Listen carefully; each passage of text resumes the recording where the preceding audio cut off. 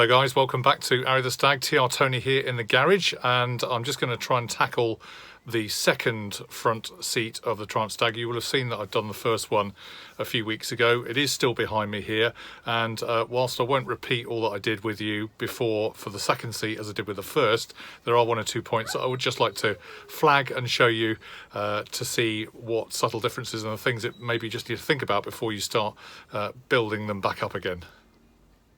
Now, one of the things that I was a bit concerned about was the fact that I took the back off from the seat squab and, as you know, got it down to a skeleton. This is the first seat I did the other week and before Christmas, so we will be taking this off to get this either shot blasted, aqua squirted, or even just wire brushed and whatever. But I just lay awake at night a couple of times thinking about, hang on a minute, what's the point of spending all this money on refurbishing this seat if this mechanism here isn't working? So I've actually had the mechanism, the lever arm here, back out again. I've bolted the back to the base, as you can see, just temporarily with a couple of the bolts that came, these pivot bolts here that are there, and I'm just going to test to see whether if I lift this, the actual seat back will recline, because it wouldn't be very good spending a lot of money on all this only to find that the seat didn't work. Okay, so here we are, just a slightly different angle. I'll try and do this without blocking your view, but as many of you know who have Stags already, the lever arm here for the recliner is here. There are just some torsion bars at the back here, so there's nothing more than big, strong steel wires, I guess, welded on that resist the moving back of the seat. But if you lift this up, you can see that still moves, which is great. It's obviously a little bit stiff, and yes, happy days. It is actually reclining, which is brilliant news. So there we are. So that works. It's creaking a bit. Obviously needs a bit of oil. I think it's just a very basic ratchet system in there. But I thought I'd better just check that out, because if I didn't and then rebuilt the seat, disaster if I've spent thousands on it and it's no blinking good. So pleased with that. We'll now move on to well, I've got to defabricate this one again so I can de-rust it and then either powder coat it or paint it and whatever in due course. But I'll start on the second seat. If there's anything unusual about that one compared to the first, I'll obviously give you an update. And likewise, I just thought I'd better check the seat forward process as well. As you get into the car, obviously this comes up and the seat back goes forward to let your rear passengers in, or downpipe duke, whoever happens to be there. And happy days, that just locks back onto a peg at the back of the seat squab, and there we are, that's nicely locked. So I'm happy that that works as well. So altogether a working seat, and hopefully we can refurb it with a little bit of luck and good fortune and a few quid. Now we have the driver's seat, as you can see, to make a start on. It's pretty flat and compressed. The foams mostly have gone, as you'd expect, given it was standing around for a number of years. Had the red piping around the outside, which I think probably looked all right in the day, but I don't know what we're going to do for UNY 49M. Probably go for leather, I think, rather than PVC, because if we intend doing a fair bit of touring on it, I want to be quite comfortable. Safety first, I just sort of check in terms of risk averse first, making sure that the this recliner actually works, and indeed it does. So I've just been playing around with that, lifting this up, and you can see that is working nicely, so I don't have to rebuild it once I've split it all down. So, and that probably is a bit smoother than the passenger seat actually, so that's good. This is slightly stiff but does work. The forward lean just needs, this is a bit sticky here, so it just needs a little bit of re-greasing because it's not locking out. So I think you physically have to push that button down to get it to lock, which it has done now. So the mechanism appears to be working, just needs a little bit of fine fettling, I expect, just to make sure that it all works. So there we go. Now we've got to pull it all to bits. Happy days. And just a top Arry The Stag tip, I've taken the screw off of this arm and just taped it up with that plastic washer you can see there. This is the driver's side. It's not as good condition actually. You can probably see there's quite a bit of pitting on here, and I don't know if that'll re-chrome. I guess it would do if we sent it away to be re-chromed. I don't know how much these new are. It says on Rimmers you can get them, but I prefer to keep the originals if we can. So I might have to do a job lot of chroming with loads of other stuff we're going to send off to somewhere in Coventry. I hear is a good place to send it, so we'll be doing that in due course. All right, so making some good progress. We're lucky here so far, just before Harry shows you something else, to have the pivot bolts. Both of them came off easily. They weren't rusted in this side, so I'm really pleased about that. I've only got one that's knackered now, which I'm going to have to do a bit of welding to retain the retained nuts. As at the back of the seat as well, both of these came out of the seat squab nicely. So we've got the front off now, as you can probably see. We've taken off the handle. Where's the handle? The fork handle, there it is. So there's the winder off the front, that came off, and Harry's got this really cool gizmo, some kind of DeWalt torque screwdriver, which makes that really nasty screw come out really easily. I had a heck of a job with that. Or is it busted? Is it busted off? No. No, okay, we're good. And then this side, again, we haven't done this. Worse. These are really rotten, these dudes. They're horrible things. No luck. No joy. That's got to be a manual one, that is. So it might have to be a manual one, or even an angle grinder is what I used last time to get these out. But that's 50% done, and really important to get these done. You can't get these second hand. Well, you can only get them second hand now, rather. You can't get them new at all. So let's see how we get on with this one. You've got all the tools here, Harry. Can't really see there, just need a bit of light on, maybe. I could do with some light. Yeah, hang on, let's turn off a minute. Okay, so hopefully that ratchet driver's made a bit of a difference. I think that's going to turn it over. We're going to rot it. Is it stuck? Yeah. He's just going to keep turning over. Yeah. We need a bigger job than that. Yeah, a wider blade on this one. So I'm pleased this one's come off. I'm pleased everything else has come off. It's just this one here that's the naughty little monkey. As I say, we might have to angle grind it out like we did the passenger seat. But let's see how we get on. Right. Well done, brilliant, Harry, superb. So a bit of team effort there. This gizmo that you use, Harry, is brilliant, isn't it? Yeah. Little DeWalt. What's the torque on that one? 130 newton meters. 130 newton meters. What we did, I was going to get my impact driver out, my impact driver set. We just took one bit out of that with a much wider blade, as you can see there. And rather than having to angle grind it out, happy days. We've got that naughty little bracket out, and I'm well chuffed about that, because I really didn't want to have to re-tap. These retained nuts are welded to the back of the frame here, and they get really stuck in because obviously they're very moist and damp in there. Awesome, mate, well done. And just a couple of little top tips. I've put these fixings back in the holes with a bit of WD-40, really just to make sure that we don't lose them, because they'll be so hard to find otherwise. As I say, the other side's not too bad, because I'm going to have to re-weld some retained nuts onto the back plate of this frame. Here we've got a 9/16, I think it is, which we're just undoing the side now. I'm taking the runners off. Looks like this one has been resprayed or repainted before, and by the way it's coming to bits, suggests that this whole seat has been refurbished, because it's not fighting half as much as the passenger seat did.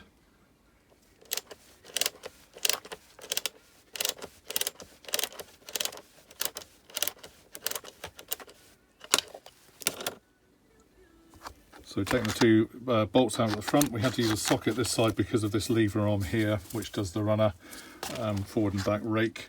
So that's all out. They both come out nice and neatly, and now I need to get to the back couple of bolts, and hopefully those will come out as well. And a top Arry The Stag tip: don't try and take the retained bolt off the outside, Tony. That really isn't very clever. Try and get the bolt on the inside, the one that can be taken off. And again, just note to self, you can just see here the different washers either side of the frame. So there's a washer here, there's a washer in the middle there, you can see, and then the retained nut on the far side there. So just to remember, when I put it all back together, that's how it's supposed to go. And on this side, it's a little bit more rusted in. You can just see that's the retained nut side. On this side here, I've got the 9/16 spanner, but it is very, very, very rusty indeed. I don't want to force it because I don't want to break it and then have to drill it out. So I might just try and persuade it to the other side, and then maybe use Harry's little DeWalt drill thing to socket driver, just to see if I can pull it out that way. And this one you can really see is well rusted, so I've flipped it over now. I'll just try Harry's DeWalt drill thing, socket impact driver, see if we can jolt the thing out rather than busting it in its socket. I've tried a couple of times but doesn't seem to be doing much good here. We'll give it one more go and see what happens.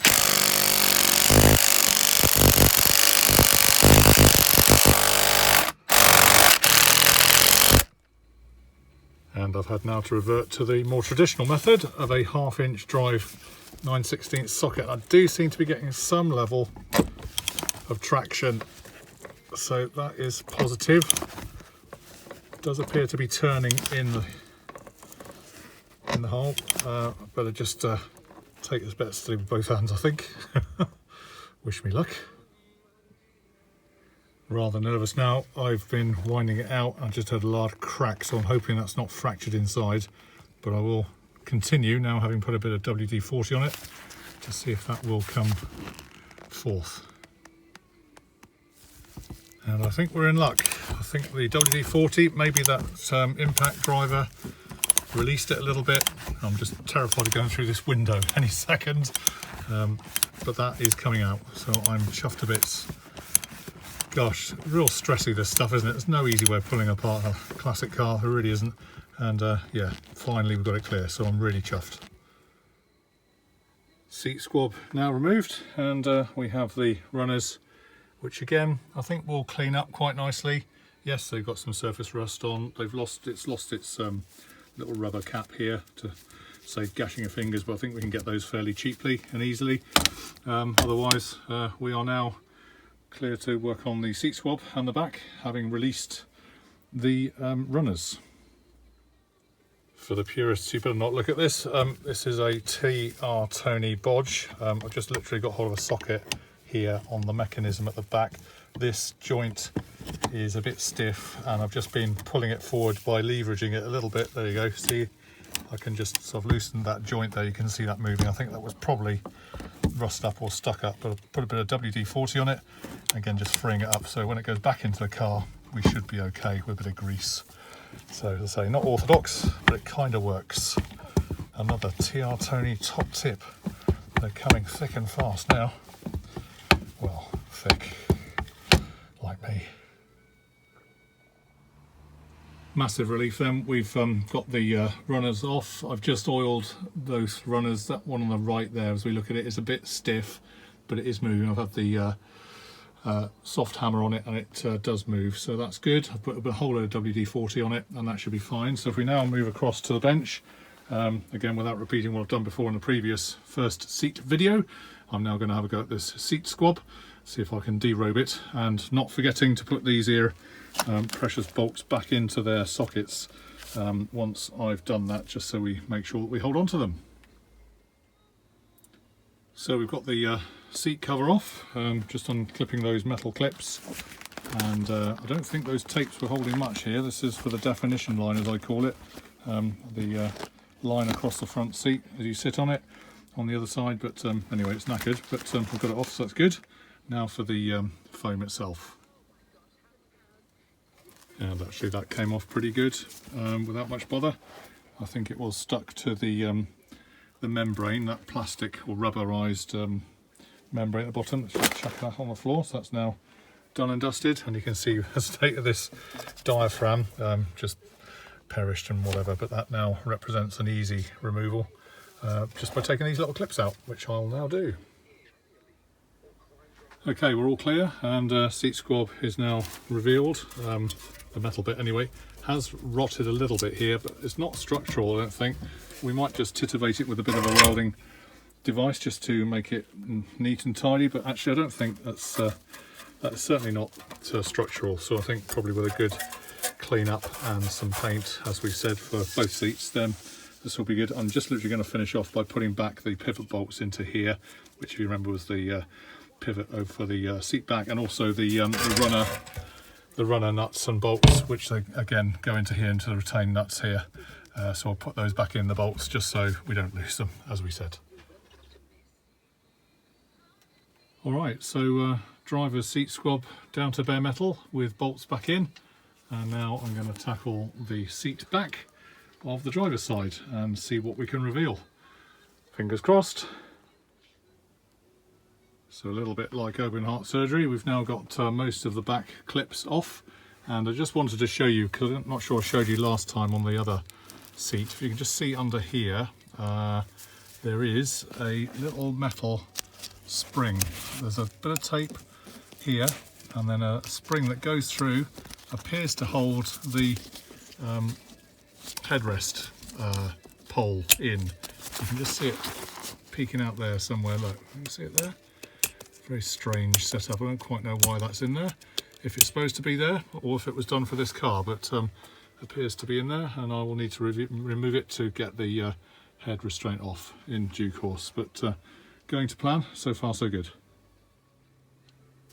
And in fact there are two springs. There's one either side, just poked in, held down by gaffer tape, so not sure that's that professional. I've just dropped one on the floor, but I'll risk it. I'll hold on to these just in case, you never know. And all coming off with ease once that's removed, which is very strange, isn't it? Bizarre kind of setup. I would have thought that would have been bolted or ratcheted or clipped, but there we go, that's come off.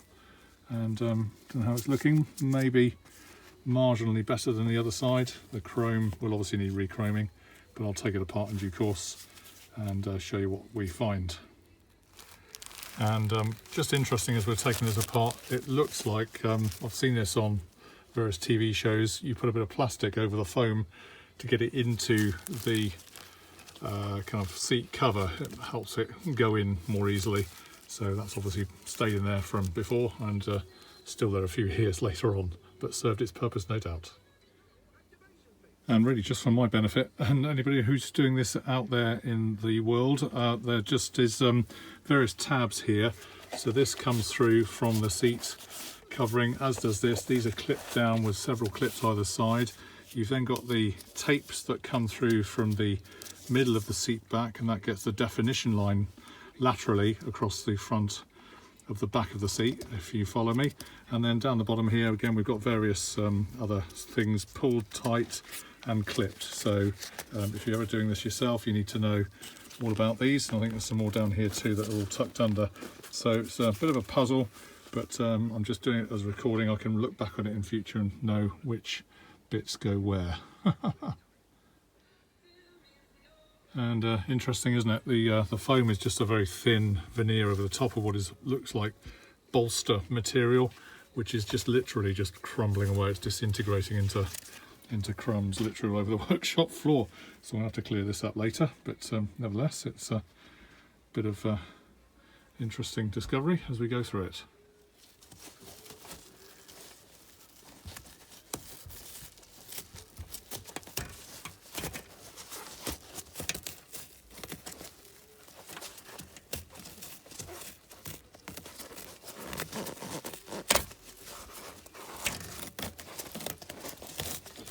And this one at the bottom is the, I think it's a lumbar support, as they had in the 1970s, just so you can see those straps on the back. They're all the same size right the way down until you get to this one, which is probably a couple of inches wide. So that's wider than the rest and thus holds you all up. And then the final piece is just to take these straps out, which easily just disconnect from the frame.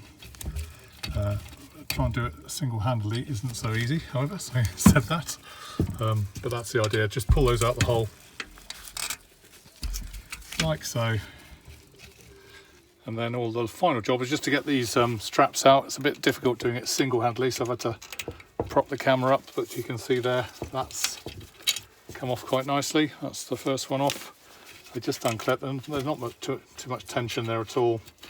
Obviously when they're pressured with the foam and the leather, they're rock solid, but just got little hooks on and they're easy just to take off. And I will hold on to these because I think with a bit of cleanup they will suffice for another day. They're about, I think, 80 odd quid for a new set of straps like this. So given we're not going to see them, and actually I think they're pretty good condition, we don't need to waste money in that area. I'd rather put that more into making the cabin look nice and on the pretty bits than the functional bits, if they are functional, which you can see this one is. I'm just going off the camera now, but I mentioned it before, the previous video. The one at the base is for the lumbar support, lumbar area, and just will come out there very shortly if I can persuade it, and is configured slightly differently than the others. It's got some odd brackets there, you can see. So that's the thicker one. Job done. All right, guys. So one last piece remains, which is the headrest here, which I'm sure we'll do very shortly. I may or may not film that, depends on how it goes. I had promised you a slightly different video to the one we did for the seat before. I hope that has been the case, because there were some subtle kind of different things about this one, and probably the experience of the first one helped us on the second one, but equally there were some unique challenges on this one as well. So that's what it's all about, I guess. But I hope you've enjoyed it. If you're doing your own seats anywhere in the world, just let me know how you're getting on. If I can offer any further advice or tips or help, please feel free. Otherwise, please feel free to like, share and subscribe. Lovely to have you along on the channel. Don't forget to order your badge of honour, or free badge of honour, by clicking on the arrythestag.com webpage, and we'll see you online on Arry the Stag very soon. All the best, guys. Have a great weekend. Cheers.